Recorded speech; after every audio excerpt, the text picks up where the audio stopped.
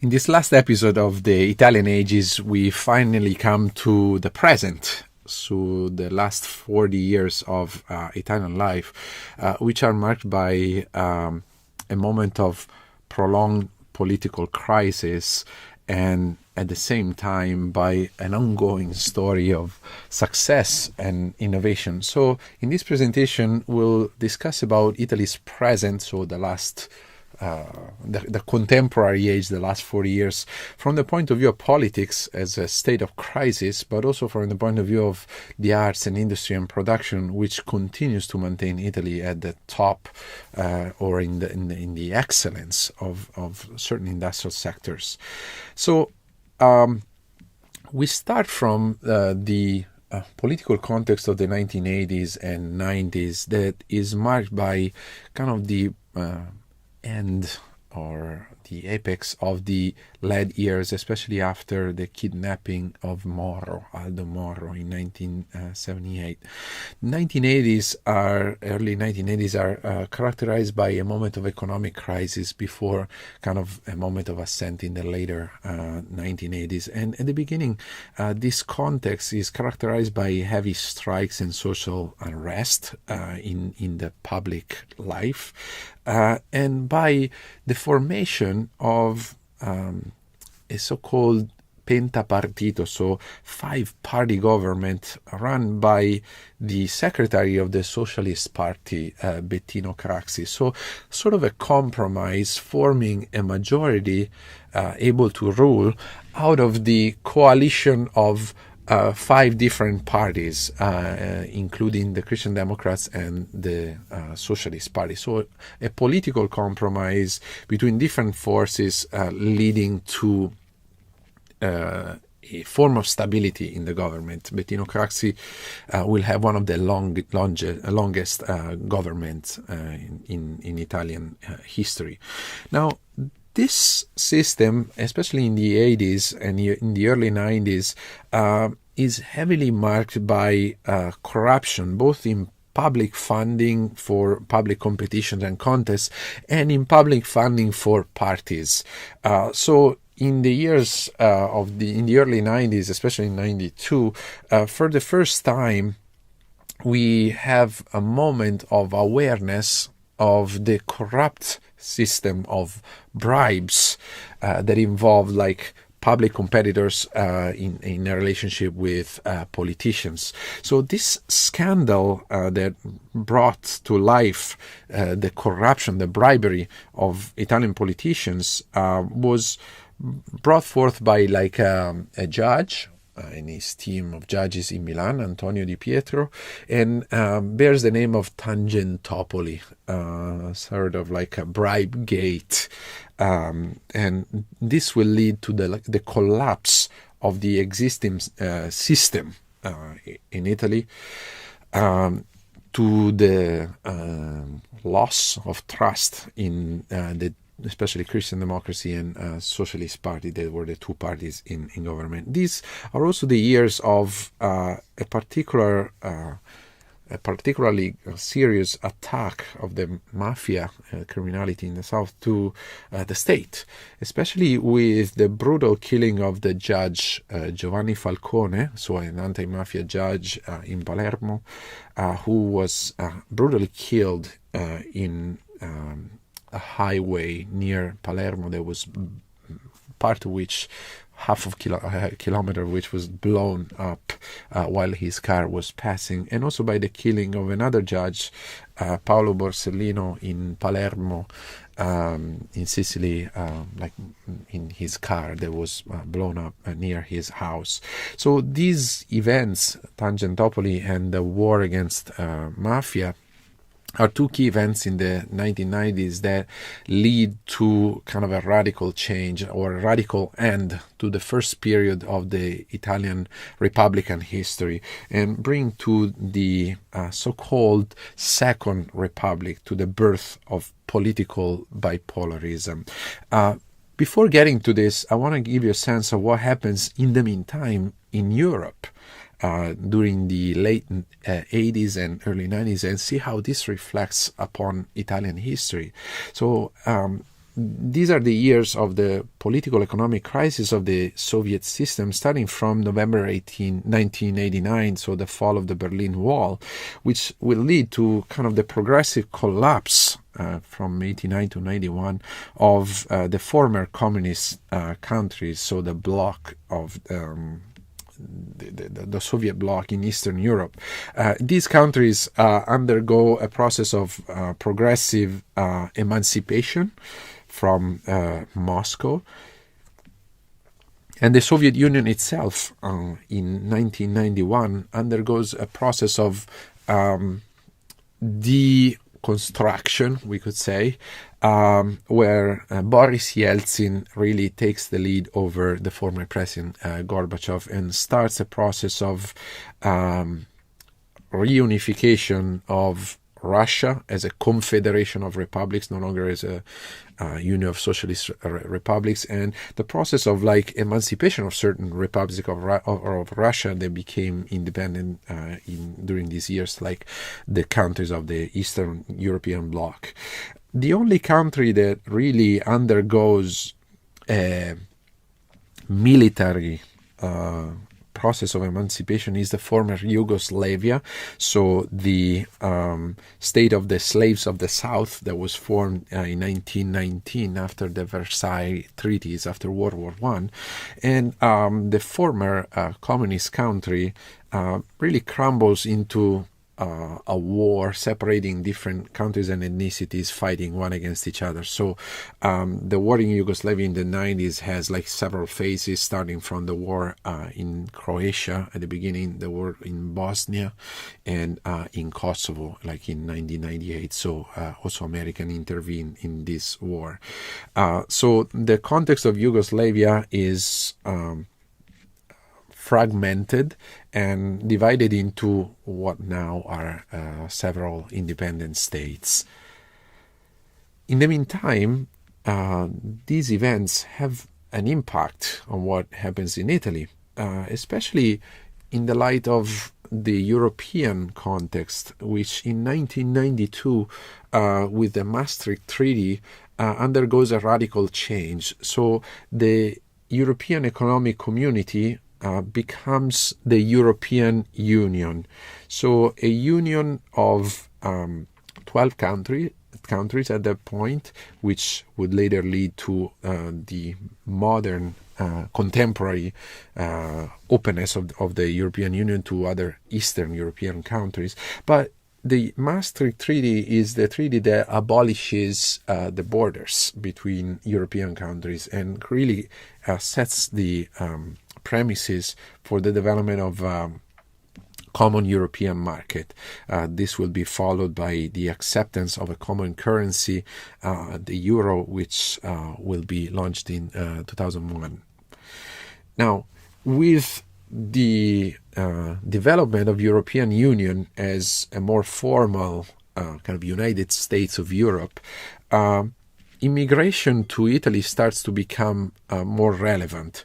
It's an immigration from Africa and from the former communist country of Albania, which is pretty close to Italian coasts. And the immigration is to Italy, but more importantly to Europe, because when immigrants arrive to Italy, within this new context, they enter Europe. So from Africa to Pantelleria or Lampedusa, the island south of Sicily, and from Albania to Puglia. So heavy process of immigration from either poverty in Africa or former Soviet countries. At the same time, as we saw, the political system enters in crisis because of Tangentopoli. So that exposes the corruption of the system in the financing of political life and public life in Italy was brought to the fore by these processes. And at the same time, the fall of the Soviet dominion, if you want, leads to a crisis in the Italian Communist Party in absence of the USSR. So the Italian Communist Party needs to reconfigure itself.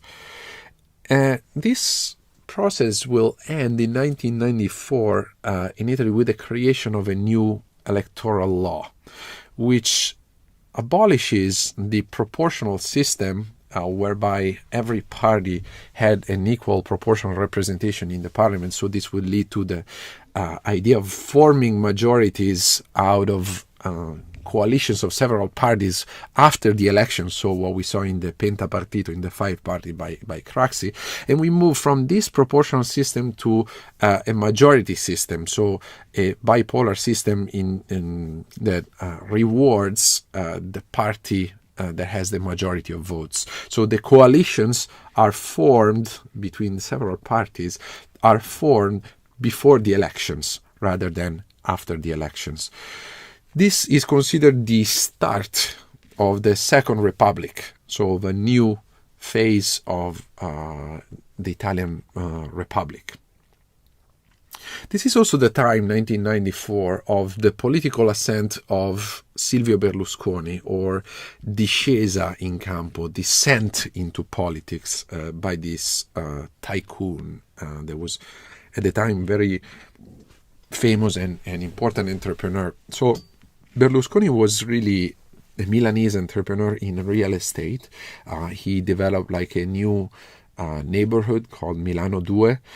He was an investor in the first private television. So he really opened up a space for commercial TV, private TV, starting from his Tele Milano, so a local Milan TV, then to Canale 5, Rete 4, and Italia Uno.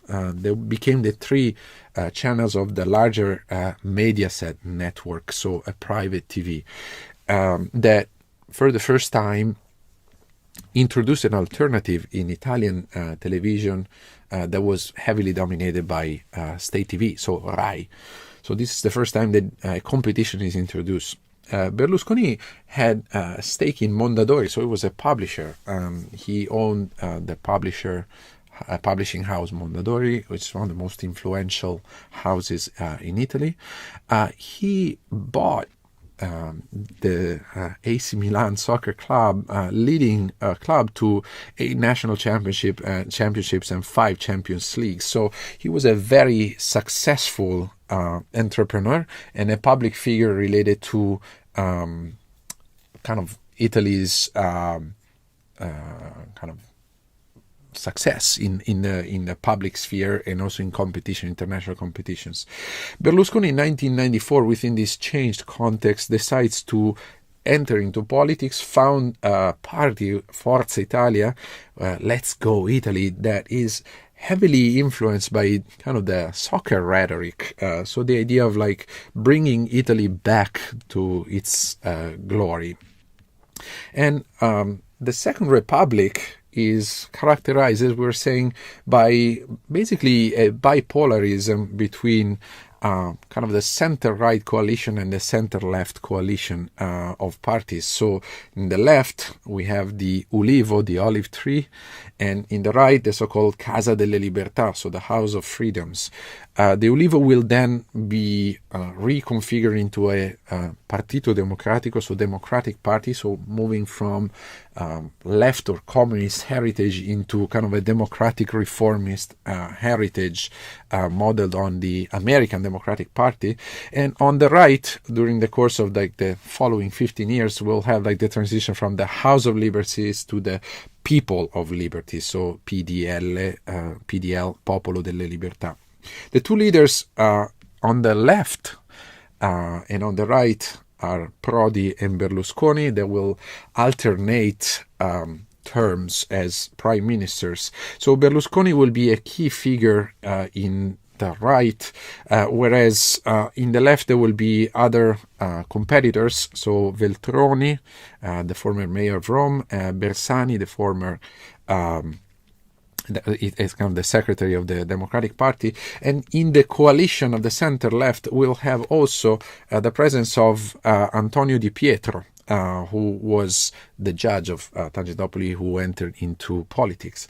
On the right, instead, we have like a coalition of parties around Forza Italia that gathered also two other political figures. One is Fini, who is the leader of Alleanza Nazionale, National Alliance, so a right-wing party, kind of transitioning from a fascist heritage to a more democratic heritage, and Umberto Bossi, who was the founder of the independentist secessionist party Lega Nord, so the Northern League, aiming at separating the richer north from the south.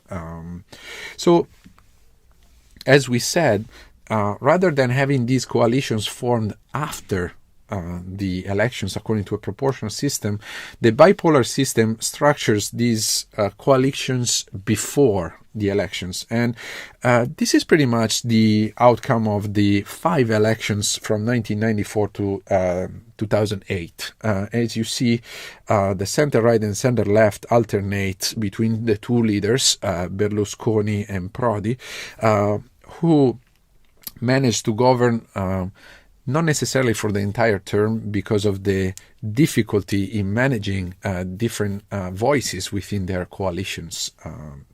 Now, in 2008, after at his third term, the movement, the political movement of Berlusconi, or the so-called Berlusconismo, the culture of this political movement, enters into a heavy crisis, especially in the context of the international financial crisis. In the internal politics, because the certain center-right coalition really collapses, faced with moral scandals and also Italy's increasing debt. An increasingly difficult role in the international financial crisis. This will lead to kind of a great, massive loss of trust of markets in Italy, mostly because of its public debt. And if you remember Italy's story in the post-war Republican story, you will remember that Italian governments last very little. So this causes a situation of accumulation of debt and also kind of short-term investment rather than long-term investment. So the crisis of euro and the international crisis really calls for a technical government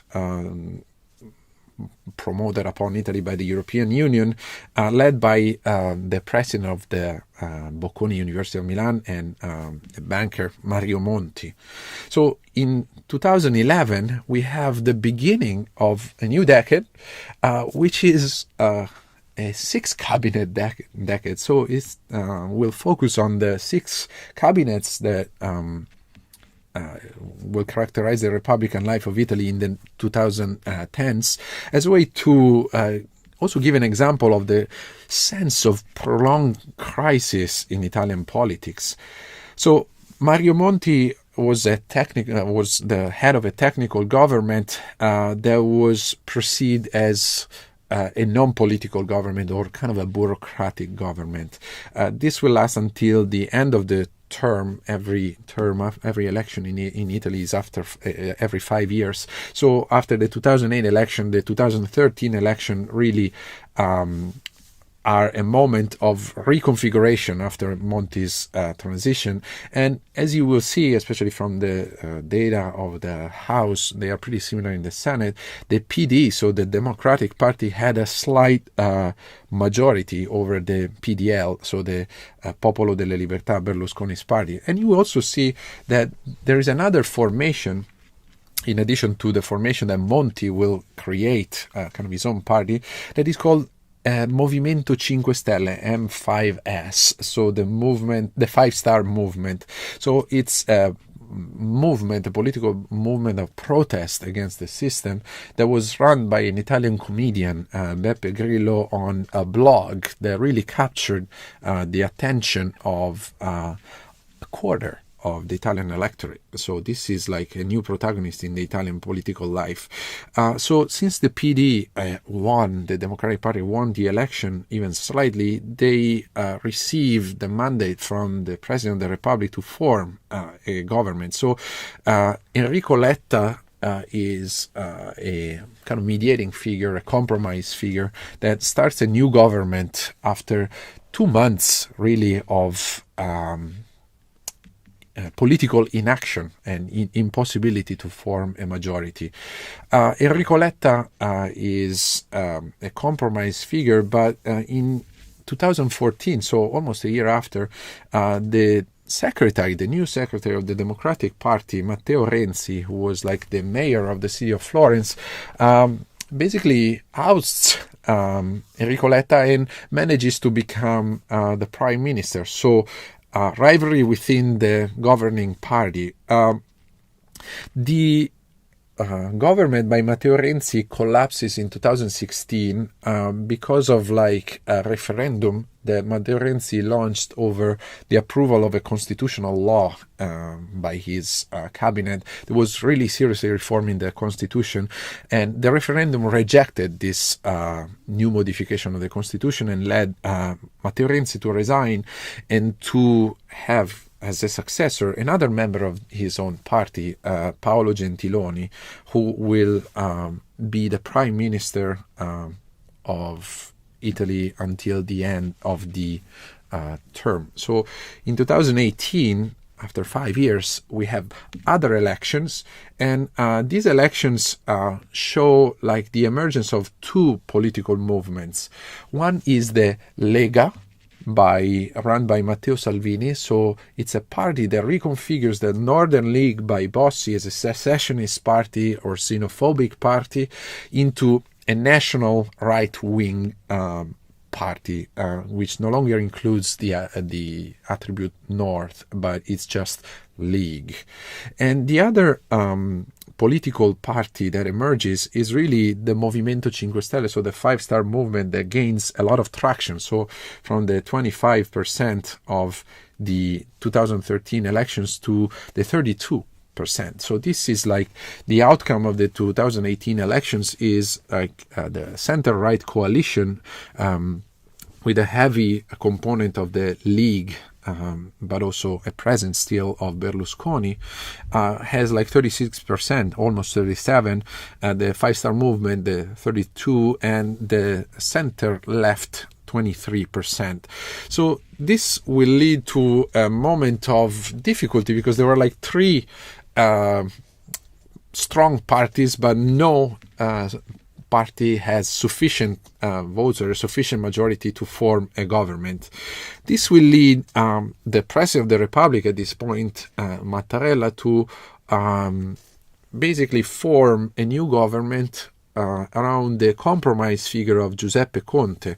So Giuseppe Conte is a professor of law in Florence who became really kind of a mediator between two opposing forces. They're both populist forces but opposing. So the Northern League and the five-star movement, which started a new government under an agreement signed and to be respected by this lawyer, so Giuseppe Conte.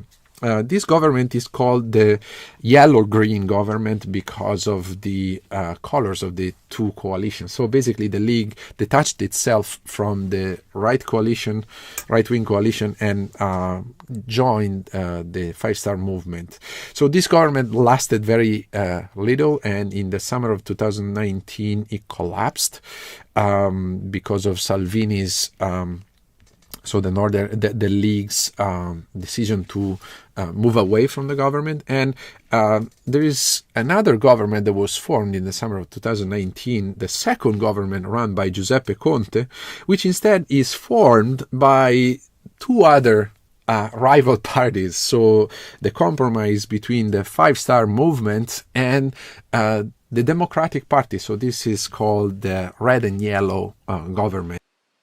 Now, in February 2021, the second government by Conte loses the majority in parliament, and parties from the right and from the left agree on a common figure, the figure of Mario Draghi, former governor of the European Bank, to become the new Prime Minister of Italy. So Mario Draghi is the current Prime Minister of Italy.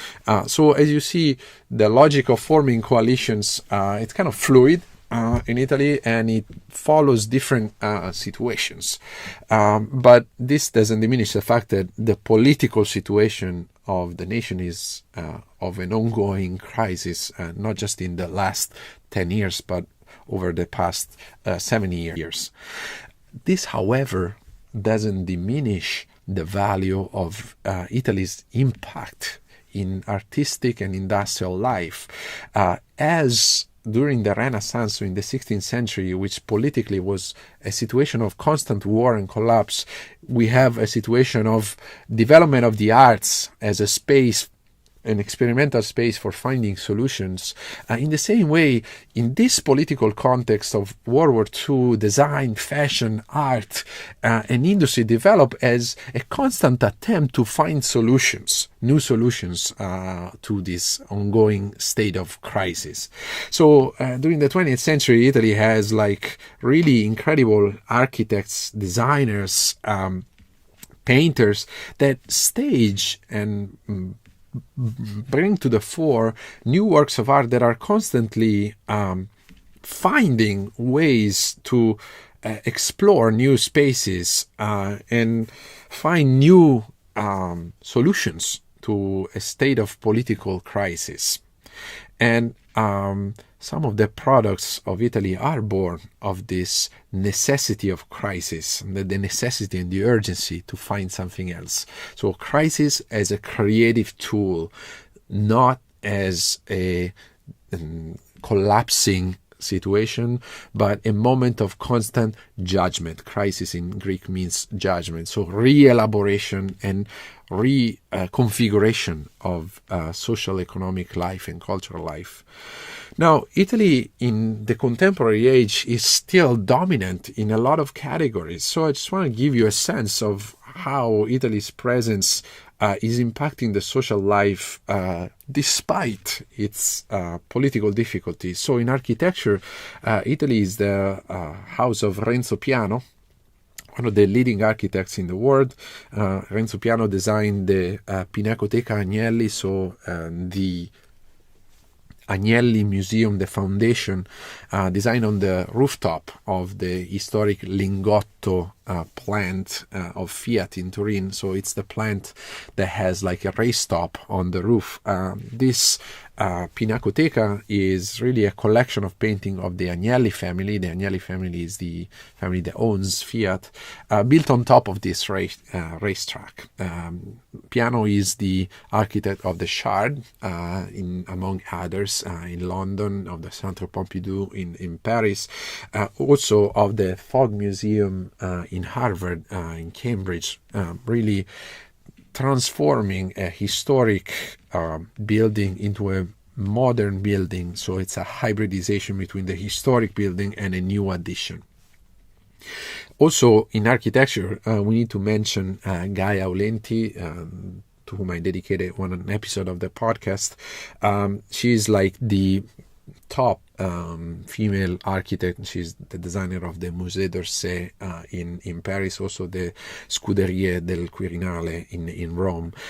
She died in 2012, and the city of Milan dedicated to her one of the most gorgeous piazzas in the new development of the financial city in Milan, which is called Piazza Gaia Aulenti.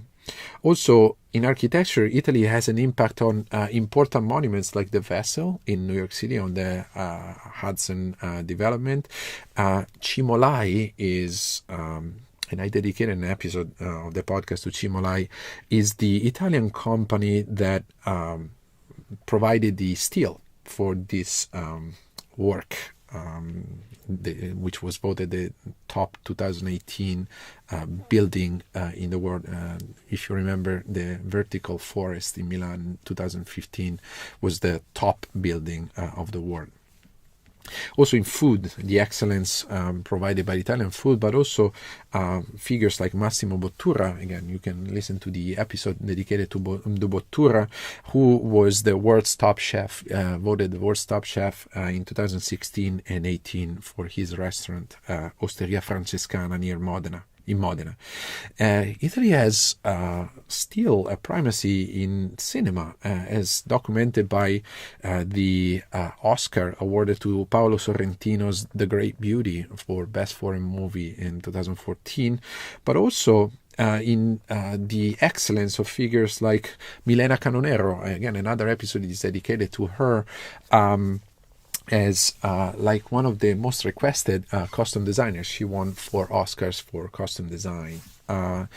Italy has also prolonged leadership in literature. If you think about the success of Elena Ferrante's My Brilliant Friend in the series that this author, kind of an unknown author, it's still unclear who Elena Ferrante is, but the success of this series in the American editorial publishing market, but also in a TV series that was launched based on the books. Italy's preeminence in the visual arts with great sculptures like Ugo Riva, or a young painter, Giovanni Gasparro, opening up a new language of movement in painting, and the international success of the sculptor Maurizio Cattelan. His works are staged also in New York at the Guggenheim. Also, the success of Italy in the industry, especially in the context of the food industry. One example is Ferrero. We talked about Michele Ferrero in an episode of the podcast, and the international success of Nutella, so Nutella. Hazelnuts, the international success of music instruments production, so with the worldwide emergence of Fazioli, which became really the first brand in piano making, really competing with the American Steinway. Also, the international success of Italian fashion brands, so from the historic Versace, Armani, to the new Dolce & Gabbana, and also the success of Valentino from the 1950s.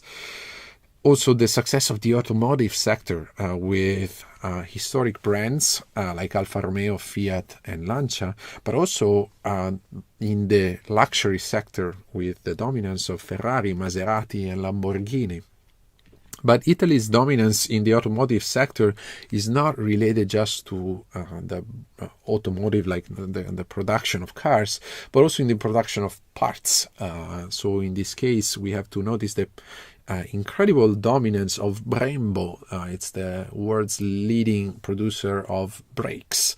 And the production of parts is really influential, because if you think that like 70% of a Porsche is actually made of Italian parts, you see how much the Italian contribution to the industry is immensely relevant, not just in the car industry, but also in the motorcycling industry, so with brands like Ducati, but also in the brands like Dainese, kind of clothing and accessories in motorcycling. And Italy has a leading position also in technology, for example, with the figure of Leonardo Chiariglione, who was the inventor of the MP3 in 1992. So this is a context where the leading industry still of Italy dominates, so the context of Italian tourism. So we have the image of a desirable and appealing place with its attractions, so the Dolomites, Venice, Matera, Capri, but a country that goes beyond tourism as its main cultural industry and really continues to produce models in the industry, in cinema, in the visual arts that are widely imitated and admired and successful. So what is the recipe in the end of Italian industrial modernity? What are the characters of what we would define as made in Italy? Certainly the idea of an intermediate way of production in between craftsmanship and manufacturing. So the idea of turning a serial product into a unique product by virtue of the human element of craft, not just the robotization of products. Then the idea of a hybrid modernity that is constantly dialoguing between tradition and innovation, or using tradition as a ground to develop rooted innovations, not random pursuit of novelties, but rooted innovations.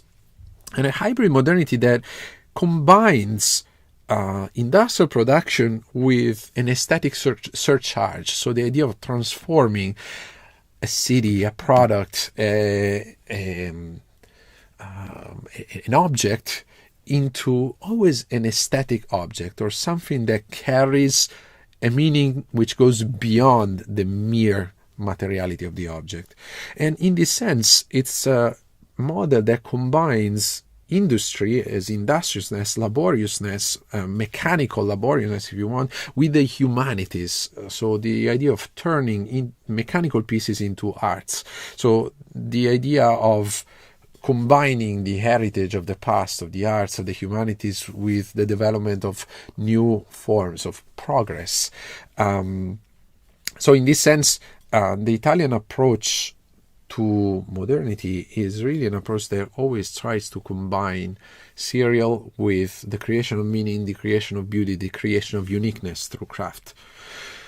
In this sense, it is very important in the Italian model the perception of limit as an incredible stimulus for creativity. So the limit brought by poverty, so the poverty of raw materials, or the not unlimited availability of materials.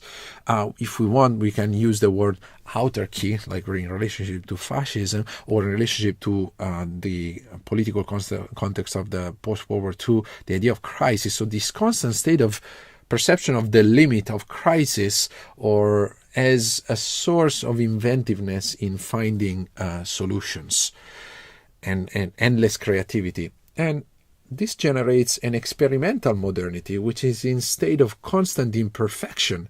Imperfection not as a flawed modernization, as often people say about Italy, but really a modernity in a state of constant negotiation. So a constant dialogue with the past, a constant dialogue with the present and with the future itself.